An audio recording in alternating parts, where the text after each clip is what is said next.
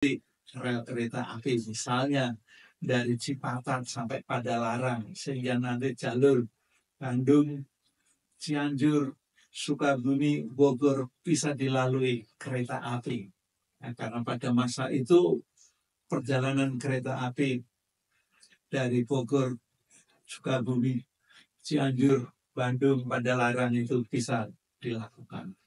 Lalu juga ada yang dari Garut, ya, lalu Pangandaran, ya, itu semua akan dilakukan, ya, akan diaktifkan kembali. Ini kan sebuah proyek yang ambisius, ya, dan itu juga sudah dilakukan pendekatan-pendekatan dengan pihak kementerian yang terkait dengan perhubungan, ya, dan itu semua juga sudah disetujui. Nah, paling tidak yang Cianjur, Bandung ini kan tinggal sedikit, yaitu dari Cipatat sampai Padalarang saja. Ya jaraknya mungkin tidak sampai 20 kilo. Nah, ini kalau bisa selesai dalam waktu ya tahun 2026, ya maka akan terjadi apa namanya perjalanan yang lebih murah bagi rakyat. Ya.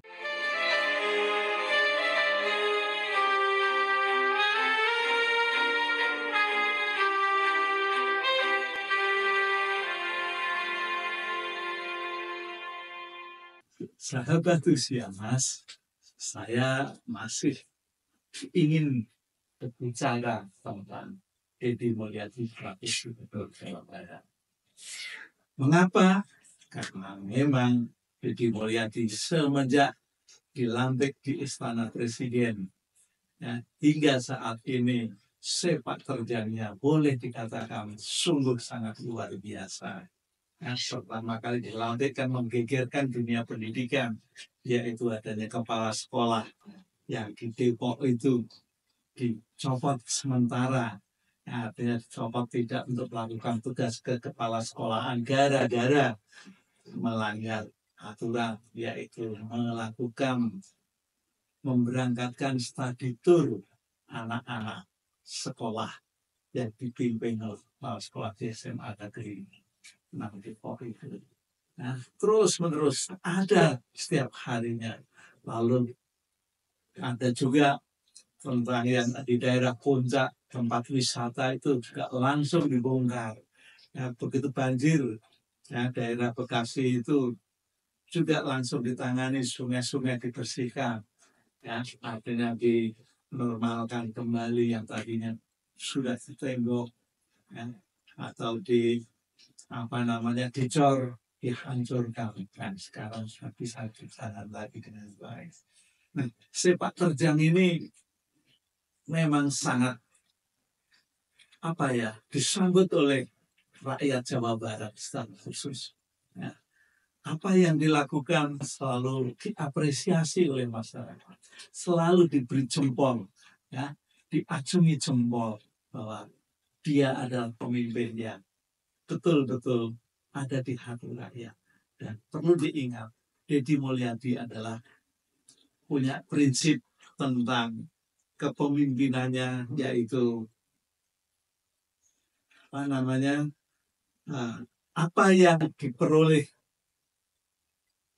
itu harus kembali kepada rakyat, bukan untuk kenyamanan pejabat.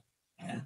Jadi uang-uang yang masuk ke negara atau yang masuk ke pemerintah daerah itu mesti harus kembali kepada rakyat. Artinya rakyat harus bisa menikmati hasil dari pembangunan, tapi bukan untuk kenikmatan pejabat, ya, untuk privilege pejabat. Karena sebenarnya pejabat itu sendiri, ya, dalam kehidupannya semuanya sudah terpenuhi dengan baik. Nah, apa tidak? Ya, dia dapat mobil dinas. Ya, kadang-kadang juga masih dapat rumah dinas. Nah, ini kan semua sebetulnya sumbernya dari uang rakyat. Mobil dinasnya yang baru, ya, karena begitu dilantik, ya butuh ini. Tapi Deddy Mulyadi kan nggak begitu. justru mobil-mobil dinas yang ada di pemerintah Provinsi Jawa Barat itu diberikan kepada ya pejabat-pejabat yang lain. Malah ada yang dialih fungsikan.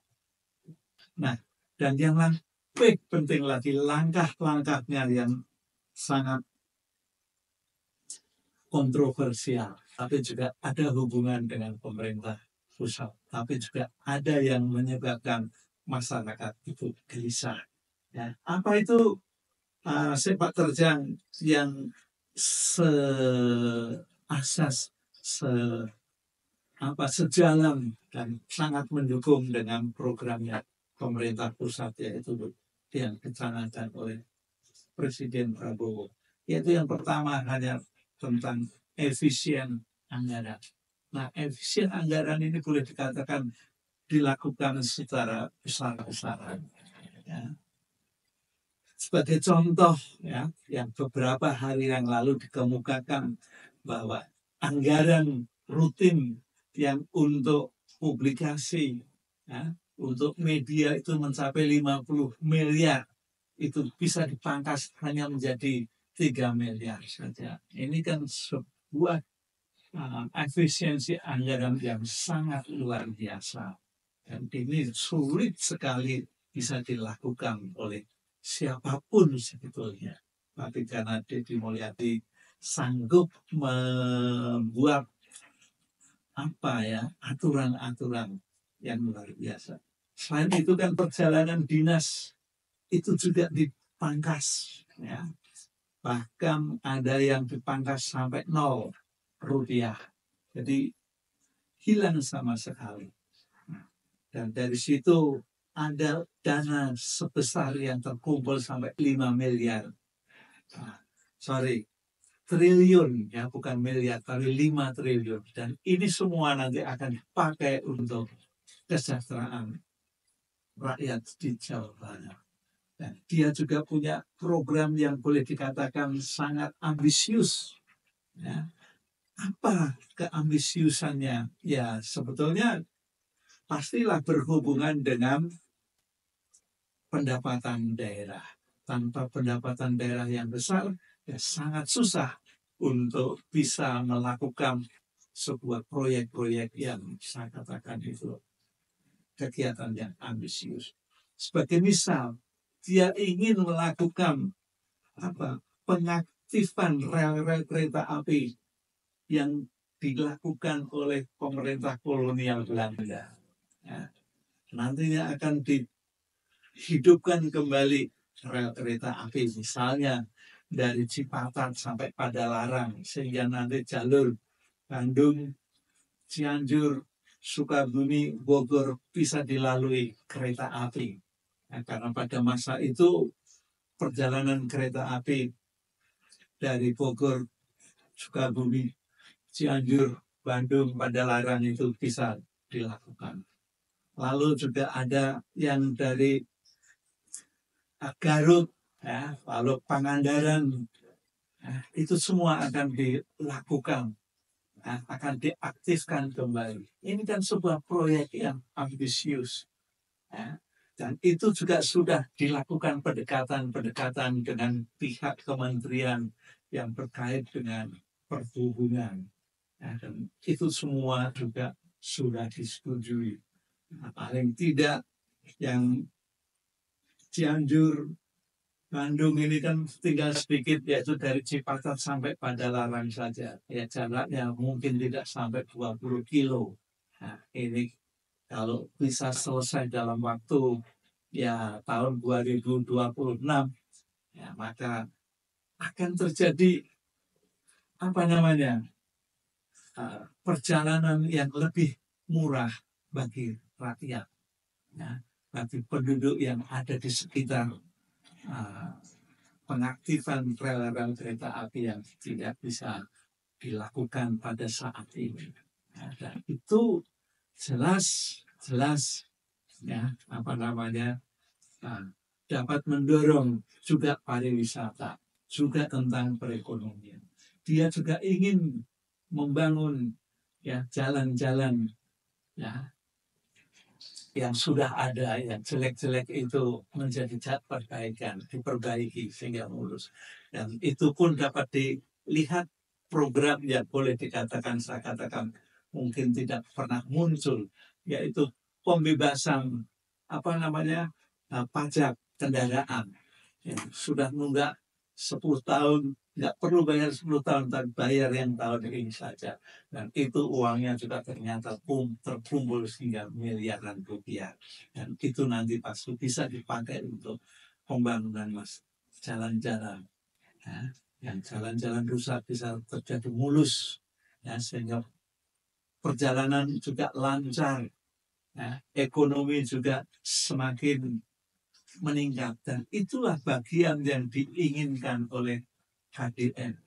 Ya, keambisiusannya. Jadi rakyat akan mengalami kenaikan, mengalami peningkatan kesejahteraan melalui perbaikan jalan, infrastruktur, jalan kereta api, jalan darat. Ya. Dan masih ada juga program yang boleh dikatakan sangat luar biasa, yang saya katakan ini juga sangat ambisius sebetulnya, yaitu penertiban ormas, ya, organisasi masyarakat. Nah, ini dianggap, ya, oleh Dedi bahwa organisasi-organisasi kemasyarakatan ini banyak mengganggu, terutama mengganggu dalam hal investasi yang dilakukan oleh para investor. Nah, tentu saja gangguan-gangguan dari ormas-ormas yang meminta jatah, ya, jatah itu dalam kaitannya dengan pembelian tanah atau rekrutmen karyawan, ya, itu semua betul-betul mengganggu sehingga kondisi atau iklim berinvestasi di Jawa Barat bisa terganggu. Dan ini kalau terganggu kan berarti kesejahteraan rakyat, kesejahteraan masyarakat juga mengalami gangguan. Dan yang paling terakhir dengan itu dikemukakan bahwa gubernur akan membuat satgas-satgas yang untuk menghalangi ormas-ormas yang mengganggu investasi ini. Dan itu kan langsung direspon oleh Grip Jaya, ya, ormas Grip Jaya yang itu juga sudah berada di setiap daerah, ya, di provinsi-provinsi mana-mana juga boleh dikatakan ada. Ini sekalipun pada saatnya responnya dikatakan KDM akan mengganggu, ya, perjalanan dari Gereja, tapi setelah itu rupanya dia juga sadar, akhirnya juga mendukung satgas yang dibentuk oleh KDM ini. Ya, Gereja ikut mendukungnya. Jadi ormas-ormas di Jawa Barat yang biasa mengganggu investasi ini nantinya boleh dikatakan akan tidak ada. Ya, ormasnya sih tetap ada, tetapi tidak akan mengganggu, ya, para investor yang melakukan investasi di daerah Jawa Barat. Dengan tidak ada gangguan itu, maka proyek-proyek yang dilakukan oleh investor dapat berjalan dengan baik. Dan itu berarti juga membuka lapangan kerja. Dengan membuka lapangan kerja berarti juga meningkatkan kesejahteraan, meningkatkan tentang pendapatan masyarakat.